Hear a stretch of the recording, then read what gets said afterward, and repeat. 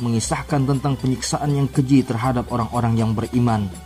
Kisah Ashabul Ukhdud ini terjadi pada suatu zaman yang rajanya zalim dan menuntut ketaatan rakyatnya, bahkan sampai pada tingkat menganggap dirinya adalah pihak yang pantas disembah. Tiba-tiba ada seorang anak yang dibesarkan di dalam istana. Yang anak ini sebenarnya diproyeksikan di masa depan akan menjadi pengganti pemimpin spiritual dari kerajaan itu. Tetapi apa daya, dalam perjalanan hidup anak ini, setiap ia pergi kepada seorang dukun untuk belajar sihir, di tengah jalan Allah takdirkan dia berjumpa dengan seorang alim yang sedang mendekatkan diri kepada Allah Subhanahu wa ta'ala di tengah hutan. Akhirnya si alim ini mengajarkan kepada si anak sebelum dia sampai kepada tukang sihirnya. Diajarkan tentang makna kehidupan yang sebenarnya, khususnya tentang keimanan, dan bahwasanya keimanan yang sejati adalah menerima bahwa tiada Tuhan selain Allah. Setiap hari dia berangkat untuk belajar kepada sang dukun, tetapi di tengah jalan dia belajar terlebih dahulu kepada ahli tauhid. Sampai akhirnya pengaruh ahli tauhid ini lebih besar daripada pengaruh sang dukun, sehingga akhirnya anak muda ini lama-kelamaan menjadi ahli tauhid. Dan sampai pada titik tertentu diketahui oleh raja bahwa si anak ini tidak akan menjadi kader yang baik untuk menegakkan kepemimpinan spiritual. Menurut paham kemusyrikan yang ada pada masa itu, justru malah menjadi ahli tauhid. Sehingga akhirnya sang raja ini marah besar. Dia perintahkan kepada para algojo untuk membunuh guru dari anak muda ini. Dan ketika guru itu sudah ada di hadapan sang raja, maka dibunuhlah dengan keji di hadapan sang anak yang menjadi muridnya. Si anak merasakan sedih yang luar biasa. Kemudian giliran si anak ditanya oleh sang raja, "Setelah kamu menyaksikan betapa lemahnya gurumu itu, apakah kamu masih beriman kepada apa yang diimani oleh gurumu itu?" Maka si anak ini dengan tegas menjawab, "Aku tetap beriman kepada Allah, karena Tuhanku hanyalah Allah." Maka akhirnya sang raja pun marah kepada anak ini yang sebenarnya calon kader bagi kepemimpinan spiritual agama kemusyrikan kerajaan tersebut. Sehingga raja memerintahkan kepada algojo untuk menghukum mati anak muda ini dengan cara dilemparkan dari tepi bukit ke dalam jurang.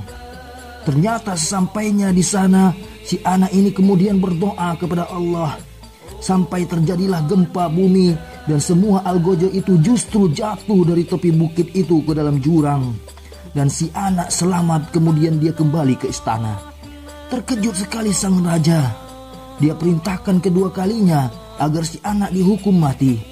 Dan kali ini perintahnya adalah dengan cara dilemparkan ke tengah lautan dengan beban yang berat di tangan dan kakinya. Tetapi sesampainya di tengah lautan, lagi-lagi si anak ini berdoa kepada Allah agar mendapatkan perlindungan. Tiba-tiba Allah datangkan badai yang besar, sehingga kapal ini seluruhnya terbalik dengan penumpang-penumpangnya, termasuk para algojonya. Dan semuanya tewas kecuali si anak muda ini yang ketika sadar sudah ada di tepi pantai. Si anak ini kembali lagi ke istana menjumpai sang raja. Dan sang raja marah luar biasa.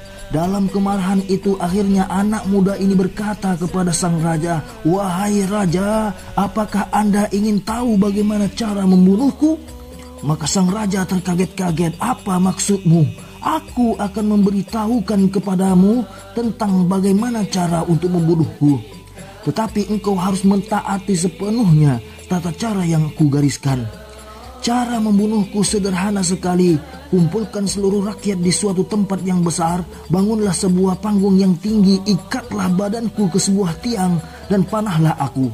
Tetapi dengan syarat, pada saat memanahku, engkau harus mengucapkan kalimat Bismillahirrabbilghulam, dengan nama Allah, Tuhannya anak muda ini."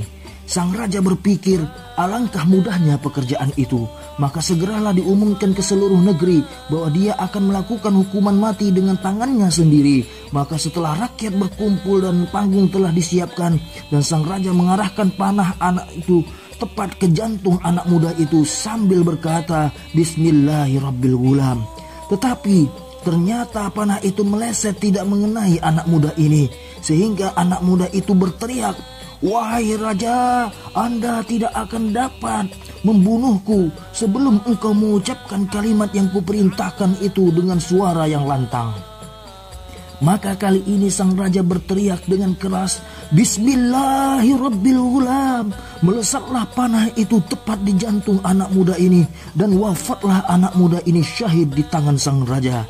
Maka tiba-tiba seluruh rakyat berteriak, Allahu Akbar, Allahu Akbar. Si raja baru sadar bahwa ini merupakan siasat agar rakyat semuanya sadar dan tahu bahwa tidak ada Tuhan selain Allah, karena yang menghidupkan dan mematikan hanyalah Allah Subhanahu wa ta'ala.